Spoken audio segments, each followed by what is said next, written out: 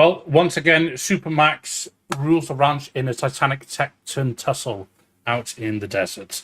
Welcome back to Grid Talk. My name is Tom Downey, and today we're here to discuss the 2023 US Grand Prix. Joining me, we have fellow Grid Talk co-host Tom Horrox. Hello. And F1 media mogul Jonah. Good evening. Good evening, sir. Just before we get into this episode, we must thank our sponsor, BetOnline. So BetOnline is your number one source for all your betting needs. Get the latest odds, lines, and matchup reports for baseball, boxing, golf, and more. BetOnline continues to be the fastest and easiest way to place your wagers, including live betting and your favorite casino and card games available to play right from your phone. Head to the website or use your mobile device today and get in on the action. Remember to use the promo code BLEAV, that's BLEAV, for your 50% welcome bonus on your first deposit. Bet online, where the game starts. And also, please be sure to follow our brand new, I say brand new, they're about 6 months old now, some of them, socials. If you look us up at Grid Talk UK, you can stay up to date with the show. So now that the admin is out of the way, gentlemen, first of all, good evening from the UK, or good afternoon, Jonah, as you lucky devil, you're one of our North American counterparts. The 2023 American Grand Prix, or US Grand Prix, sorry, has just finished. Perhaps not a classic by any stretch, but in true Coulter style, it went right down to the last lap. We'll get onto that in a little bit, as Jonah, I'm going to give you the unfortunate task of talking about Alfa Romeo to begin with. So both drivers finished outside the points again. Valtteri Bottas finished P14 with his teammate behind him, and then a lap down on the leaders in P15. Both of them did 2 stops, as most drivers did, but what did you make of that race today? Well, 14th and 15th for the Alfa Romeos. I don't want to be the one to say it, but it's kind of expected. The car's been not great. I don't really think either of them could have pulled up the performance they had in Qatar. Different track, different characteristics. I think a lot of the things went their way in Qatar with significantly more track limits penalties. We saw a lot of warnings this race, but more penalties dished out in Qatar. So honestly, I'm not going to sit here and say I'm surprised. I'm also not going to sit here and say I'm disappointed. It's kind of normal. It's kind of expected. They're not on form. Valtteri's looked pretty off form since the beginning of the year.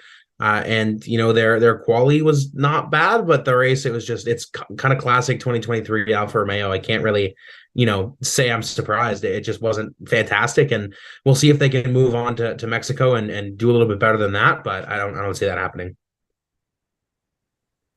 No, me neither. And much like you said, it's a very 2023 results for Alfa. That's probably the best way of describing it.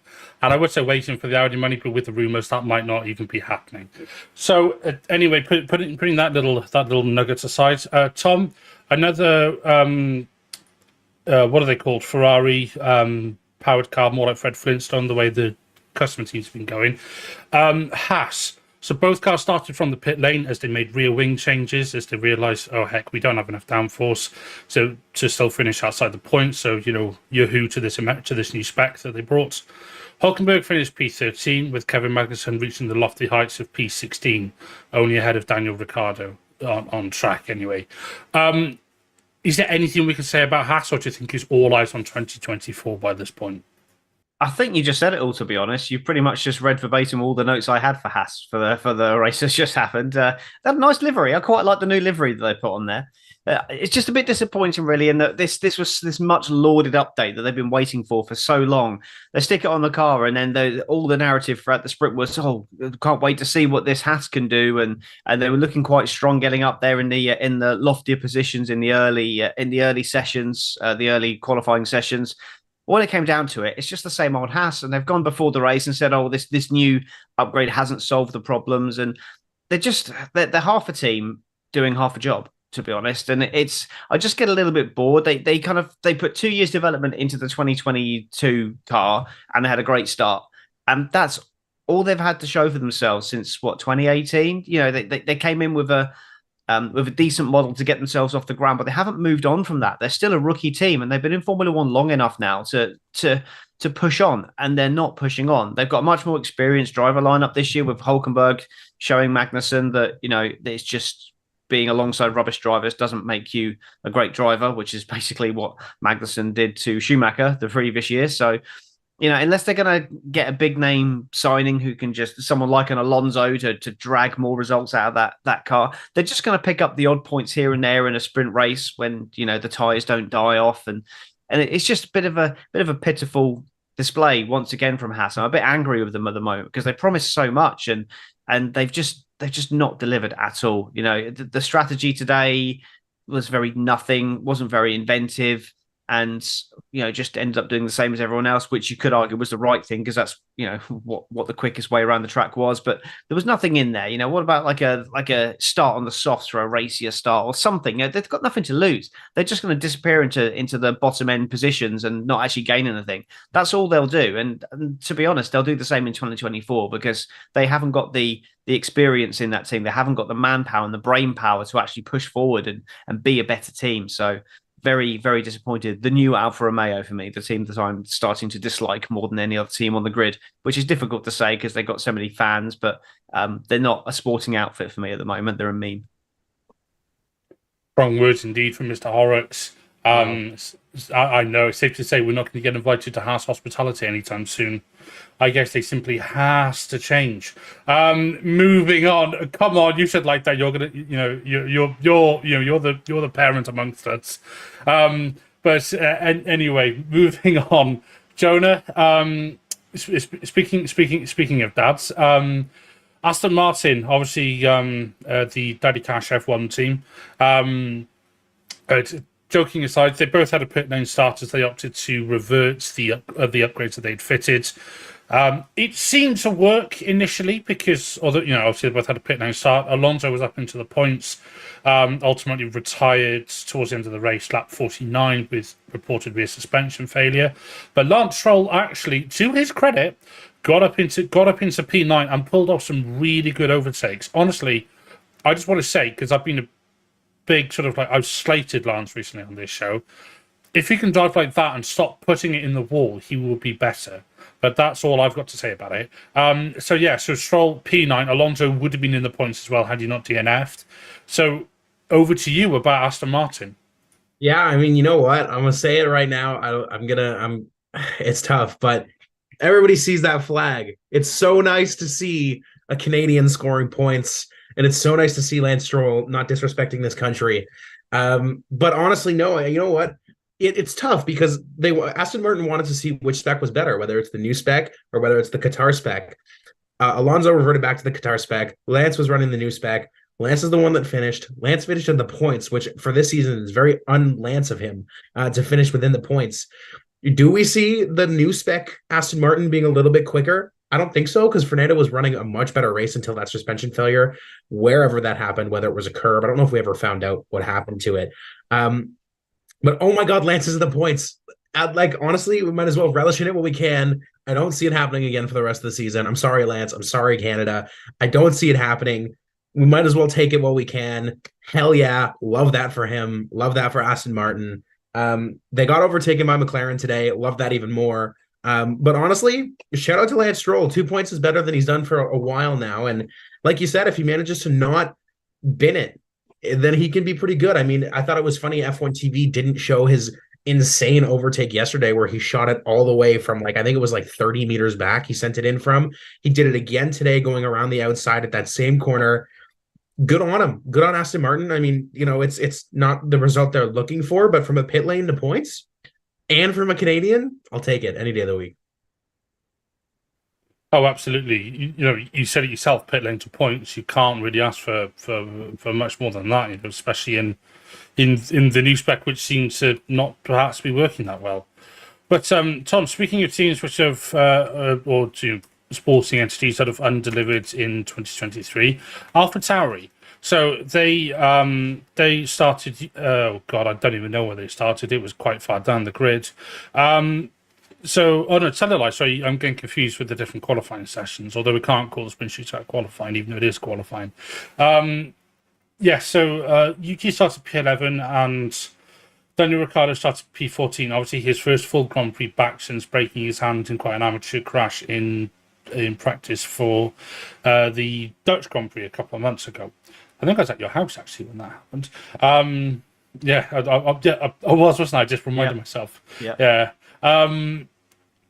Yeah, so Yuki got 2 points, and he did 3 stops as well. I mean, the last stop he did was to bolt on a set of softs, so it was because he had the gap to Albon behind. It was a very Red Bull senior team inspired move, should we say? So he brought the car home P10 and obviously picked up fastest lap. Daniel Ricciardo, he tried to do a one-stop strategy, ultimately didn't work, and his tyre life died off a cliff, so he boxed for a set of softs, and then ultimately trundled home last of the runners down in P17. Do you think this is perhaps a start of an upward trajectory for AlphaTauri? Do you think they're maybe in a bit of an upward trajectory? Do you think Daniel Ricciardo should have stayed out the car a bit longer? Where do they go from here? I think it's exactly what a team like AlphaTauri need to be doing, and that is what Haas should be doing. These are the kind of things that they need to be. Just try something a little bit different. Go for the one stop, and then have it in the back of my. If it's not going to work, we can always swap and just have a kind of strategy that can move around.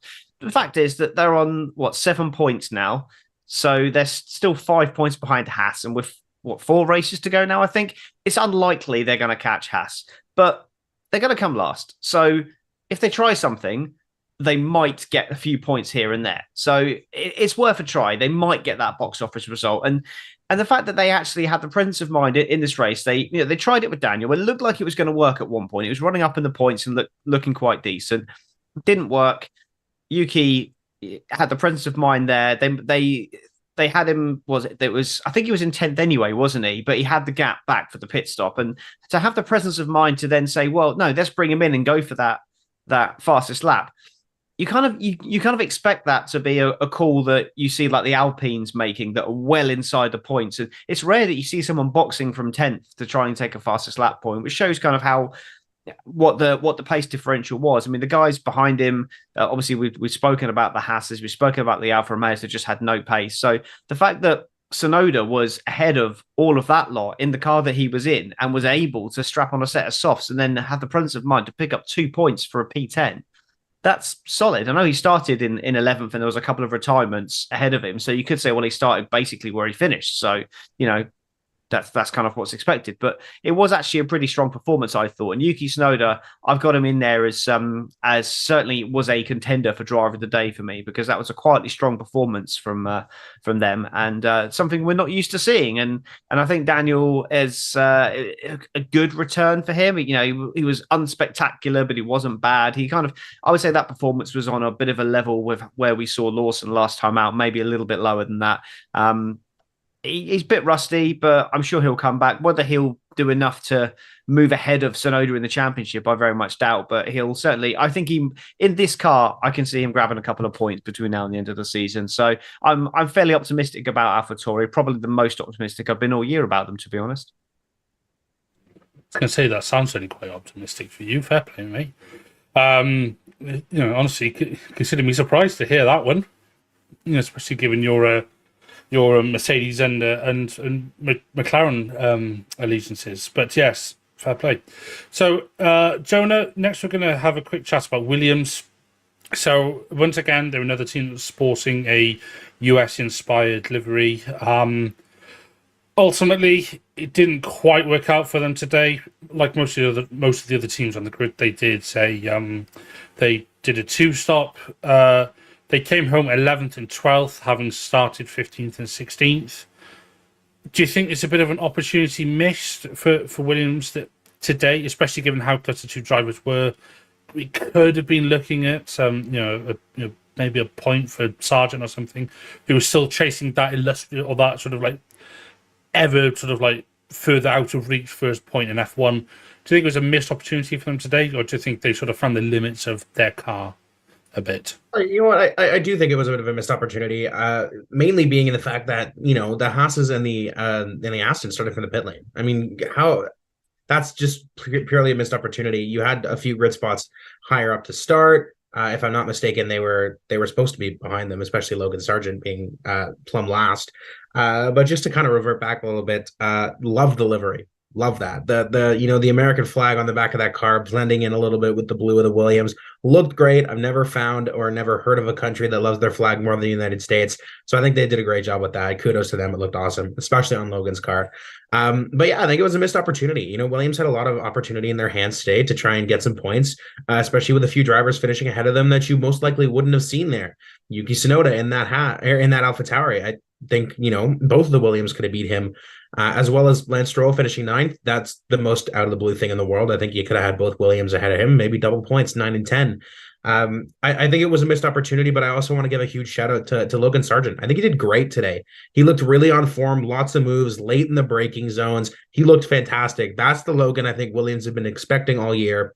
Shame it came out in round 19, but that's the Logan they're looking for. If he can carry that through into Mexico, into Brazil, into Vegas, into Abu Dhabi, I think that seat is his next year. I really do. I truly believe that you can't see the full potential of a rookie until halfway through their second season in Formula One. I don't see why Williams would get rid of him after all the money they spent on the driver development program. I think it's his seat to lose. But good on him. He did great. Car looked great. Little bit of a missed opportunity finishing 11th and 12th, but it's a Williams at the end of the day. It's become standard to say that, oh, well, it's a Williams. It's a Williams. They're not their championship winning form of the 90s and the 80s. And you know what? I think we just have to appreciate that they weren't that bad. They really weren't. And you made a very good point that way. You said that we have to stop saying it's just a Williams, and also a very good point about them. With the Aston's finish, starting in the pit lane, and obviously with the Haas starting in the pit lane, they did finish ahead of both Haas and obviously Alonso retired, but Alonso was well ahead of them when he was running before his rear suspension decided to exit stage left. Tom, the Alpines. So obviously there's been a lot of talk recently with their recent investors or stakeholders coming on board. We've wanted Joshua on the grid today. Rory McIlroy, obviously pro golfer, one of the best around, was on the grid today. Bit of mixed fortunes for the two drivers. So they started 7th and 8th. That's Gasly and Ocon, respectively, in that order. Ocon was forced to DNF on lap 6 after he took a hell of a whack from Oscar Piastri, who then... I should say Ocon and Piastri had it coming together. I don't want to portion any blame in what I say, but Ocon did hit Piastri. And then ultimately retired because he was losing a tremendous amount of downforce from a hole inside of his side pod. Gasly, meanwhile, he was making waves, as the kids say. Ultimately, he did finish a place down on where he started, but he was making some good overtakes, and both Alpines were looking quite racy at the start. And do you think maybe that if we'd have had this starting position of the Alpines, say back in the middle of the season, we'd have potentially been looking at a double DNF, because that certainly seemed to be something that was happening. But do you think they've got any chance of getting anything out of the Constructors' Championship this year, or do you think they're just sort of nailed on where they are? Well, they're nailed on where they are. They're certainly not going to gain any positions in the Constructors' Championship. They're up to 96 points now. So they're a long way, a huge way, 136 points behind Aston Martin. So they're not going to get anywhere near that. And they're under no threat at all from Williams or Alfa Romeo behind. So they're not going to gain anything. But what they need to do now is just improve their profile, work for next season, and just keep knocking in those points finishes. And a P8 starting from a P7, I think Perez was always going to come past. So I think a P8 would have been kind of like what they would be looking at, and then aiming to try and move forward. But the fact is, the cars that started ahead of them were all faster than them. So barring no safety cars, no yellow flags, from what I remember, I don't think Alonso caused one, did he? Everyone retired in the pit. So no yellow flags, no safety cars, no VSCs, no spins. Nothing happened that would have spiced up the action at all for them. So they're starting in the order of which they're quickest. That's where they're going to finish. So it was the Ocon thing. I mean, I'm wearing an orange T-shirt right now, so I'm not going to blame Piastri for that. I think it was a racing incident, and obviously both cars retired from it. It was just one of those first lap collisions. I don't think there's any blame to be apportioned either way. Just unfortunate that it did end both their races. But yeah, 40 points of downforce. That's a huge amount to lose off Ocon. That car was just plummeting. When he went into the pits, I was sitting there with my wife and my mum, and she goes, "Oh, was Ocon been through the pits?" It's like, "Oh, he must have done." And it's like, nope, he's just fallen back that far. So that was a huge amount of damage. That was never going to carry on. But unfortunately, as we were saying before the podcast started, because there was a lot of action, well, not action, there was a lot of tense racing going on up front. We didn't really see a lot of the midfield battles. So I haven't really got that much to say about Alpine because I haven't seen it. Let's just kind of go back and watch the onboards, which because us British like to complain about what time the races are, we've gone slightly early on this one because we want to go to bed. So I haven't had a chance to really go back and look at stuff. So it's a difficult one to call for them. But as I said, their race was pretty much what the rest of their season is going to be. Very unnoticed, understated, and just trying to do something to get noticed, and it's not really going to do that. I mean, Gasly got had a few feisty battles in there, undercut George to get a little bit of screen time, but apart from that, we hardly saw them. But like you say, yeah, it's just that's kind of all they had in them at the moment. But they are moving forwards. If you look at them a few races back, that race they would have been 0 points, probably finishing 11th and 12th. So they are definitely moving forwards. Yeah, absolutely, Tom. They are definitely moving in the right direction, slowly. But they are getting there. And, they're certainly giving their investors something to talk about. So, Jonah, this one is going to be pain and beauty all in one go. So, anybody who's watching this, you can see Jonah has a little certain manufacturer logo behind him, and Tom is also wearing a certain orange themed t-shirts, shall we say. So as everybody can probably figure out, we're going to talk about McLaren. So Lando started P2. He took the lead going into turn 1 and was firmly in the lead coming out of turn 1, and then ultimately finished P3 after being passed by Verstappen and Hamilton. Piastri started 10th and then started 10th and DNF'd on lap 10, actually, after the aforementioned incident with Ocon. So, obviously, Lando was leading for the first stint. Do you think this is one that got away from him? That's tough because actually, you know what? I do think it is the one that got away from him. I think that that Red Bull is fast, man. That Red Bull is fast. Or is it? Or is Max just fast? No. But I think McLaren made a mistake. It should have been medium, hard, medium. I know that they didn't have a new set, but we were hearing over the radio and we were hearing from the commentators. I don't know if you guys were listening to Crofty, that a used set of mediums was just as good, if not better, than a new set of hards. I think McLaren blew it there a little bit. Was a win on the cards? That's a tough call. I mean, hindsight's 2020. That Red Bull is damn fast, man. That Red Bull is really quick. It doesn't matter where Max starts. He's probably going to win regardless. When that car, and he had so many problems with his brakes, and he's still pulling a second a lap. Like, that car is so fast. And when it's on the right set of tires and they're in the right operating window and it's Max Verstappen behind the wheel, I don't think there's anyone on the grid that could beat that guy other than Carlos Sainz. But, I think it's one that got away. I think McLaren made a mistake, and I don't want to say that because I love McLaren, but they Ferrari'd a little bit today. Just the wrong set of tires to put him on. I think truly. Would he have outlasted Lewis? I don't know. That Mercedes has looked quick, not in a straight line, but it's looked quick. Shame for Oscar. I'm not going to sit here and say it was his fault because you can see that. I'm not going to sit here and say that it was Oscar's fault. I agree with Tom. I think it was a racing incident. But yeah, I do. To answer your question, yeah, I do think it was one that got away. Maybe not a win, maybe a second, but I think McLaren put him on the wrong tire, and it was just a mistake. And Lando kind of had to pick up the pieces and salvage what was left. And you know what? It's a lesson. You learn, you move on. The car's fast. I think it's a race winning car. I truly do. If Max has a bad weekend or makes a mistake, which seems impossible, I think it's a race winning car. And to kind of go back to what Tom said, you guys wanted to go to bed. I love this. I love the North American races. But yeah, I do think it was an opportunity missed. It's a real shame.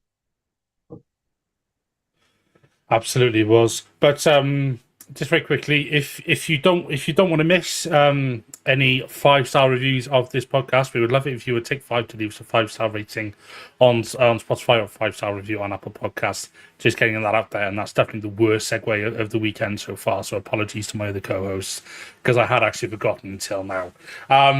Tom, on the other side of the McLaren-Ferrari sort of rivalry come allegiance, you have Ferrari. Obviously, Leclerc started on pole position, but like we said, he was not leading past turn 1. After that point, he tried a one-stop, or Ferrari had him try a one-stop. It didn't work out at all. Oh god, he's cracking his knuckles. It didn't work out. He ended up down in P6. Wow. That's this is, I believe, the 9th or 10th time that he has not converted pole position into a win. And the Ferrari just generally didn't look that good in race trim, I think it's safe to say. Carlos Sainz started P4, ultimately finished P4 after there were team orders to let him past. He was Sainz was obviously chasing down Lando, but ultimately ran out of tyres, and then I was going to say ran out of laps, but he wouldn't have been able to catch regardless. So it's a bit of a tricky one for Ferrari today. Do you think they'll be having a bit of a debrief internally? Well, we know Leclerc wants one because we heard that, but give us your version of a Ferrari debrief of what unfolded before our eyes today. Does anyone watch Mr. Bean? Yes, because I know where you're going with this. Well, that's what the debrief is basically like. It's just a load of people running around doing stupid things that seem like a good idea at the time and actually make a little bit of sense in some kind of nonsensical way, but are absolutely ridiculous. So, no, I'm just going to correct one of your stats slightly there. Charles Leclerc has got 21 pole positions and 5 wins. That's an unbelievable statistic. As like Max Verstappen has got more wins from a Leclerc pole than Leclerc has got from a Leclerc pole. Sergio Perez has won more races than Charles Leclerc. That's I'm sorry, and that's not because Leclerc's bad. He's an amazing qualifier. He is one of the fastest drivers over one lap the Formula One have ever seen. He is that good. He does lack a little bit in races sometimes and does still have a little bit to learn. But most of this, I think Ferrari have cost him 6, 7, 8 race wins potentially in just their strategy. I mean, I'm not saying for a second that he would have won this race because he got done at the start by Lando. He never had the pace. McLaren was the quicker car. There was an outside chance of a podium there, but turning P1 into P6, Sainz at least started and finished started where he finished. And like we saw in the race, in the sprint race, again, Carlos Sainz becomes Mr. Sample. Let's just try something with Sainz. Okay, we'll give him an extra set of mediums for the race. Are we going to use them to our advantage in the race? No, we'll just save a set of tyres. It's fine. It's good. We'll just save a set of tyres. No problem. We won't use them. So it's just crazy. So P4 to P4. Great. So Leclerc Sainz jumps Leclerc in the pit stops, and as Leclerc decides to try and go long. And then what was the radio message? It was... It was, right, we have a choice. We can either stick with plan D or go with plan C. What would you like? And he was just like, well, plan C ruins my race. Plan C was obviously then converting to a 2-stop, and then he just would have been out of the points. So he was the only driver who actually stuck with a one-stop strategy. Everyone else abandoned it. And yet Ferrari, obviously, because it's Ferrari, have just stuck with it. But from a P1 to P6, my God, he is absolutely wasted there. Get him out of that team. Get him in another team, for Christ's sake. Sorry. Just Ferrari have really annoyed me again today. Sainz, fine. Yeah, he executed fine. But again, Leclerc on the radio, we'll talk after. To be fair to Ferrari, that was the one thing they got right. Let Sainz through. He can have a go at Norris. He's got a chance. Leclerc was just chum. He was just floating in the water, ready to be scooped up by the next shark that came along. So it was never going to happen for Leclerc at that point in the race. They should have abandoned the strategy, put him onto plan C, stuck him with a nice set of mediums, and then attacked at the end of the race trying to get some places back. But yeah, no good, I'm afraid. Strong words indeed from Mr. Horrox. So that was absolutely a no bueno for Ferrari today. But yes, Jonah, you have Mercedes. So George Russell started P5, ultimately finished P7, but Lewis Hamilton, started P3 and finished P2. Now, had this race have been 60 laps, or 59 laps, or 58, or 57 laps, we could have been having a different conversation. Because Mr. Hamilton ultimately finished 2.2 behind Verstappen. And I say this as a Max fan, I'm relieved. Because the DRS that Max got, which just off, I think it's off the back of Joe, which just gave him a bit of breathing space. That's a different topic, about DRS in anyway. But Hamilton, could this have been that elusive win he's been looking for since the change in regulations? You know what? Controversial opinion. I'm probably gonna piss off a lot of people here, but if Guan Yu Zhou moved out of the way, yeah, I think it would have been. Even if it was not 57 laps, if it was 56 laps like we had, if Guan Yu Zhou moved out of the way before that DRS detection point, I absolutely think Lewis would have caught him. I really do. He was catching him 2-3 tenths a corner at that point. And you know what? Zhou gave Max DRS. He went by him. Lewis didn't get it. Boom, there goes all the advantage you've just gained. I think if Zhou moves out of the way, Lewis catches him, and Lewis either puts up a fight for him or passes him. I truly believe that that's the case. And I think that the FIA should do a little bit of investigating, because I think Zhou helped Max win that race. I can't lie to you. George, as for George, George had a really crappy weekend overall. I'm going to be honest, in terms of George standards. He's all over the place in track limits. Guy can't keep it within the white lines. He's blocking Charles in qualifying. Like, it was a very out of character George for this weekend. Really poor. I think P7 he should be happy with. I don't really think he could have gotten anything more than that. Their strategy for Mercedes on one side of the garage was okay. On the other side of the garage was really good. I think Lewis did a phenomenal job. And don't get me wrong, I'm not a Lewis fan. I do not love the guy, but I think he did a fantastic job today in catching and chasing them down. That Mercedes looks quick. It looks good. It's still bouncing a lot though, but it looks good. Yeah, truly, you know what? I think that even if this was 56 laps, which it was, I think that Lewis could have won this race, and I think we could have had a really different conversation right now. It's a bit of a shame, truly. I think that we kind of got robbed of a bit of a cool finish because of Zhou and then Alfa Romeo and the placement. If you come on, you crest the hill, there's a huge Texan flag behind you, pull to the left. Just pull to the left. What are you fighting for? You're 15th or 14th, whichever one of the Alphas finished with, whichever one was Zhou. Move over. You're not fighting Max. You're not even fighting for points. Why are you sitting there? Just move out of the way. You can see him in your mirrors. There's no excuse for the fact that you can't see him because he's right behind you. Move. I think that was a really, really unfortunate way to end it. And just to say a little bit of a different piece, kind of going back to Tom's point, I also think Charles is a horrible teammate. I really think he's a really, really bad teammate. You listen, it's not his first day racing. You know what? You know that Carlos is faster. You know he's on a different strategy. Why are you saying, why am I letting him go? Use 2 brain cells. You know why you're letting him go. There's so much whining that goes on over the radio at Ferrari on one side of the garage. Now, listen, I'm not saying that Carlos hasn't had his fair share of, I disagree. Let's talk about this after. But Charles has to use some common sense and understand that it makes sense. It's the only thing Ferrari did right. Tom, you were right. It's the only thing they did right all race. Charles whines a lot, and I think he's a really bad teammate. I just had to get that out there. But yeah, I think Lewis could have won that race. And you know what? George had a pretty god-awful weekend for a Mercedes. Strong words indeed there, Jonah. Fair play. That's given me a little bit of a talking point, which we'll get to after this. But very quickly, Tom, you have Red Bull. So Max obviously won the race by 2.2 seconds, and Checo was, I believe, P5 in the end, which for him, that's basically a race win. So get your sombrero out, lad. Having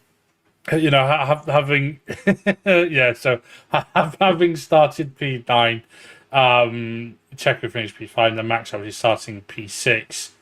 Definitely didn't have an easy race by any means. Was Checo's fastest lap being three tenths quicker than Max's fastest lap as well, which is no easy feat against a teammate like Max. So bearing in mind obviously everything that Jonah just said, what do you think of Red Bull today? I think Red Bull, they were always going to be the favourite coming into the race. I think Perez did fine. He was 18 seconds, I think, off Max at the end, maybe, which was, given that Max had issues, that's kind of like roughly where he is. What's that? 3/10, probably an average of about 3/10 of a second over the course of the race. That's not great, but it's fine. If he's qualifying better, then that's probably a podium there. But he said before the race he thinks a podium was possible, and then in the end it was a distant P5. So again, it's not, yes, Perez is back, but it is a kind of, if he can perform at that level for the rest of the season, then he'll probably have a bit less pressure on him at the start of next season. Although my other prediction of him not being in the car come the summer break or come the end of the summer break next year, I still think that's on. He needs a diamond start to next season to even still be in that car at the end of next season. But yeah, the notes I got for Perez, snitches get stitches, was for the first stint there, stuck behind George, and he keeps going off. But yeah, and Max I thought did really well. I mean, I had down in my notes that it was a really mature performance in the first stint. It was, but then he reverted back to old Verstappen in the second half of the race, just constantly swearing at his race engineer. I know it's it's just the old married couple vibe and stuff, but Stroll and his trainer, they're bros, but that almost came to blows. So yeah, I think he needs to check his mouth a little bit sometimes on that. I know it gets heated on the radio, but I can't look good for Red Bull doing that kind of, just shouting that much abuse at him. And I often go back and I listen to team radio because I'm sad like that. I listen to team radio quite a lot after the fact and just listening to what's said uncensored, and Max is the one that is always, he's far more aggressive over the radio than anyone else that I've heard. And I just think he just needs to check it a little bit, because it's a bit souring of, he's a 3-time champion. He's a huge role model here. They've been criticizing Hamilton for crossing the track and being a role model. What about the current 3-time world champion? Won the last 3 championships, won more races than anyone in the last 50 races. He needs to get that in check, because it's not a good look for Formula One. But I can't take away from him, it's a mature performance. He bided his time. He didn't throw up the inside. He didn't get stroppy in the early stages. As soon as he got to the lead, that's when I thought his performance kind of went off a little bit. But really mature performance to get to the lead in the first place. So what else do we expect from him? He's a 3-time champion, won 50 races. No, absolutely. And I've got to say, I'm very surprised you do actually acknowledge he's a 3-time champion, unlike some Hamilton fans. But there we are. That's just, if I had a cup of tea, I would be sipping it right now with my pinky sticking out. But, gentlemen, thank you both for your thoughts on both your drivers. I just want to give you both quickly a chance to say, who do you think was your driver of the day? So, Jonah, I'll go to you first. Okay, in order of not being biased, I'm going to go with Lewis. Lewis had a great drive. You know what? Mercedes really gave him a heavy task to catch up to the guys ahead of him, and he did it. He showed, there's a reason he's still driving. There's a reason he signed an extended contract. And you know what? I think he really did a good job. He showed how fast that car is, and he showed how fast he still is, and that, he hasn't lost it. So kudos to Lewis, well-deserved P2, and he's going to be my driver of the day. Absolutely. There's a slide from the old dog yet, as the saying goes. Tom, who's speaking of old dogs, who's your driver of the day?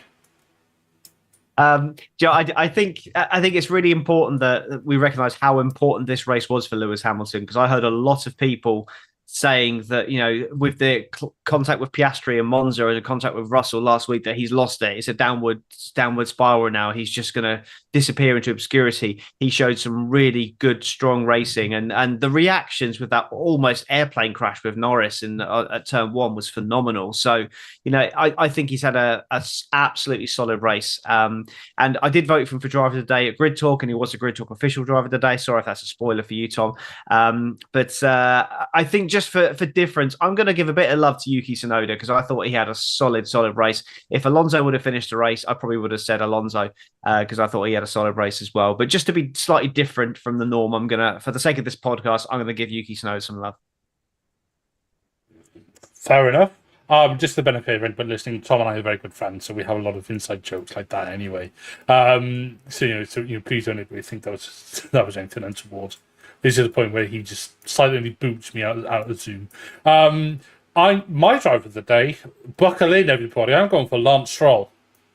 Because, honestly, I know, like I said earlier, I know I slated him, but he has, he's had a really, really impressive drive today. Didn't deck anybody when he got out of the car, just kept it out the barriers, put it into the points after starting in the pit lane, put in some good overtakes. I mean, yeah, I had originally voted for Alonso, but then when he DNF'd, it was a bit like, but the job wasn't quite done. So yeah, but a very, very, very close second was Hamilton, and I've only not said Hamilton because he's already been said. So just for the sake of variety. One other very quick discussion point I've got for a chat, since the last one I promise.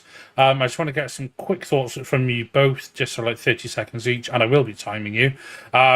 Is around DRS for lapped runners. In fact, I just want a yes or no from each of you. And Jonah, I'll come to you first. The question is, if a driver is on a lead lap and they are approaching a driver who they are lapping, so vis-a-vis Hamilton Verstappen on Zhou, Hamilton on Zhou, etc.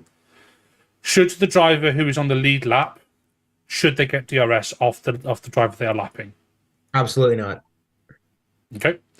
Tom, same question to you. Absolutely. Interesting. Okay, that's interesting. I'm afraid I don't have enough time to ask why, because we've got to round out this show. But yes, no, thank you for that. And my viewpoint on it is no, because DRS is an overtaking aid, and they don't need an aid to overtake someone who they've already lapped. But what do I know, eh? So I just want to give both of you a quick chance to promo yourselves. So Jonah, tell us a little bit about yourself. If you've got any socials that you want anybody to follow, anything you want to shout out in particular, and keep it clean. Yeah, of course. Well, a little bit about me. I mean, I've been on Grid Talk a few times. I'm the co-host of the Soft Tire podcast, where we talk about anything and everything except for Formula One. That's a joke. We talk about F1 also. We rate Mario Kart tracks. And not to gas myself up, but I'm a relatively large face in the league racing esports community, 3 times over world champion with a few different teams. So it's a lot of fun to do that. And if you want to go find the Soft Tire podcast, you can find that anywhere on Spotify, Apple Podcasts, Pandora, anywhere you get your podcasts. Lovely stuff. Thanks for that. And Tom, you are one of the hosts of the Monkey Seat podcast, as well as co-host of Grid Talk. So tell us a bit about Monkey Seat with you and that Ron and Carl. Yeah, Monkey Seat, Grid Talk's dirty cousin. We talk about Formula One in a less PC way. You can catch this week's USA Grand Prix review at the cutting edge time of Friday afternoon, just before the Mexican Grand Prix practice. So up to date info on the race review for the Austin Grand Prix this week. So yeah, we'll be recording a little bit late this week due to scheduling issues, but yeah, we just have fun. Don't take it too seriously. If you want cutting edge reporting, come to Grid Talk. If you want cutting edge reporting with lots and lots and lots of advertisements, then go to other podcasts. But yeah, if you just want a bit of a laugh and no adverts and stuff like that, then come to Monkey Seat. Absolutely, I've been on it a few times, and to say it descends into absolute tomfoolery, no pun intended, would be an understatement. So, just to let everybody know, as I'm sure we're all aware by now, Grid Talk is available on YouTube, where most episodes are recorded live, as well as Amazon Fire, Spotify, Google Podcasts, Apple Music, Verbal, and Pocket Casts. Just search Formula One Grid Talk for our back catalogue of shows with previews and reactions to qualifying and race results. Please also consider supporting the channel on Patreon so we can get mics, lights, and better recording equipment. Please also make sure you are subscribed so you're the first to know when each new weekly episode is released. Also, when you do subscribe, like I said earlier, please make sure you follow our socials. That's at Grid Talk UK, where you can find everything about Grid Talk and our sister show, Formula Talk, which is everything non-F1. So a non-ironic version of what Jonah said, basically. We will be doing a Formula One Academy review. I think we're recording that tomorrow lunchtime. That'll be Sophia and myself. That'll be out this week. As always, please make sure you're subscribed. Thank you everybody for listening, watching, commenting, liking, subscribing, all the YouTubey stuff, and we will see you soon. Bye bye.